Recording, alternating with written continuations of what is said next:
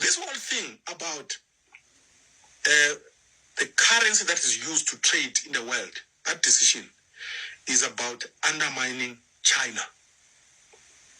Because you see, when you control the currency that the world uses to trade, you control the flow of goods. The flow of goods in the world, you actually control the world economy. You can decide to switch off a country, like the Americans have switched off Russia and said, sanctions, Putin, you are not going to trade with us, but you're also not going to use our currency to trade. That has created very serious complications for Russia. It's shocking to hear South African analysts like Prince Mashile saying that sanctions can shut down a country. It's absolutely absurd that you make such an admission. Yet for 24 years, him and other South African analysts have pretended like Zimbabwe's problem was ZANU-PF incompetence when they knew that Zimbabwe was not just under US sanctions, but EU sanctions, British sanctions, Canada and Australian sanctions that were very, very comprehensive. They knew that Zimbabwe was shut down. They knew that Zimbabwe was closed out of the US financial system that constitutes 80% of all international trade. They knew very well that Zimbabwe could not import machinery, technology, software, and make international payments to be able to buy machinery, tools, even fertilizers, tractors, and machinery for agriculture. Hence, Zimbabwe had so many challenges, and hence Zimbabweans had to be displaced into countries like South Africa as refugees. He pretended and they pretended like they did not know that this was a problem and told us that ZANU-PF was incompetent and misgoverning.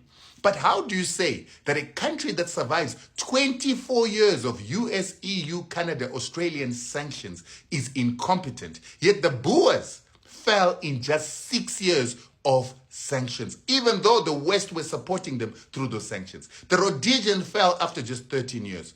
Iraq, Libya, Afghanistan, Syria just fell after sanctions of just about 20 years. ZANU-PF is competent. That's why we weathered through these sanctions. Our education system is still the best. We have low crime. The police works because there is competency. And ZANU-PF has been able to do this while other countries have failed. ANC has committed serious crimes against black people and against South Africans, all South Africans. What are the crimes of the ANC? Let's start with black people. The biggest crime that the ANC has committed against black people is education, public education. If you look at how white people, the English first, and secondly the Afrikaners, how they turned themselves around from conditions of poverty to become middle class and wealthy. Education was at the center of that process. They built public schools for their children. So why is it that if education and the government building education is the bar by which you measure competency of a government first and foremost, why is he telling us about the Europeans and the Boers who only gave education to 10% of their people and left out 90% who were illiterate and who were cheap labor, that those people rose up because of a lack of education to overthrow those governments? Why doesn't he give Zimbabwe next door as an example? Because that is the most successful government on the African continent and probably one of the most successful of the liberated nations to actually educate its people with the highest quality education and education that reaches all people. We all know how competent, educated Zimbabweans are because of an education system that built over 8,000 government schools, 16 new universities by a government, 13 teacher training colleges, 13 nurses training colleges, and over 42 different research institutions in the country. But yet Zimbabwe has one of the lowest budgets for education when you compare it with countries like South Africa.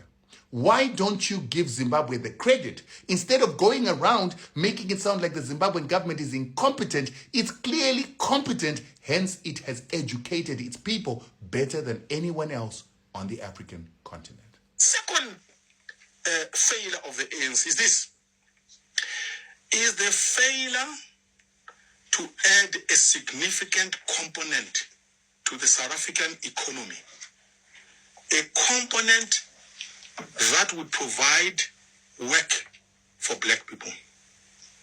So again, let's go back to the English. What did they do in South Africa in relation to the economy? They built mines. At the top of those mines, you found the English and the Jews, by the way. They were the owners and the managers of those mines. Below them, the petty bourgeoisie. Again, the English and the Jews. That's how the English eventually in South Africa dug themselves as a collective out of poverty. Afrikaners, what did they do? They built parastatals. Your Escoms of this world, your Telcoms of this world, your Escors of this world. To do what? To provide employment to the Afrikaners. Again, he has forgotten that the English and the Afrikaners created jobs for their own people. But they did not create jobs for 90% of the population of South Africa. Hence, they created laws to actually preserve good jobs for white people.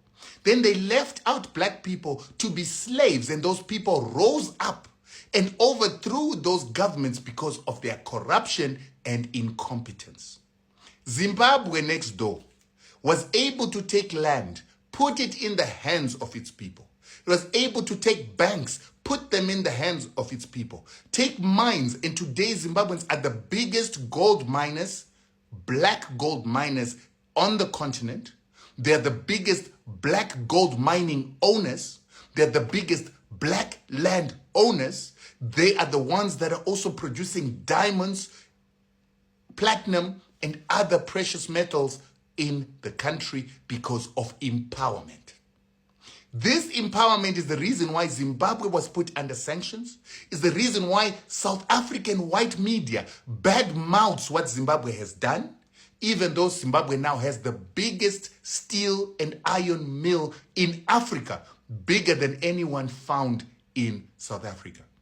That is what black Zimbabweans and the Zimbabwean government has done. But people like Mashele denigrate Zimbabwe for transforming the economy. When Jacob Zuma wanted to do the same thing, he is the same person together with other analysts who said it's corruption and state capture, even though we all know that this country is captured by the Oppenheimers. So what is it that these educated buffoons like him want?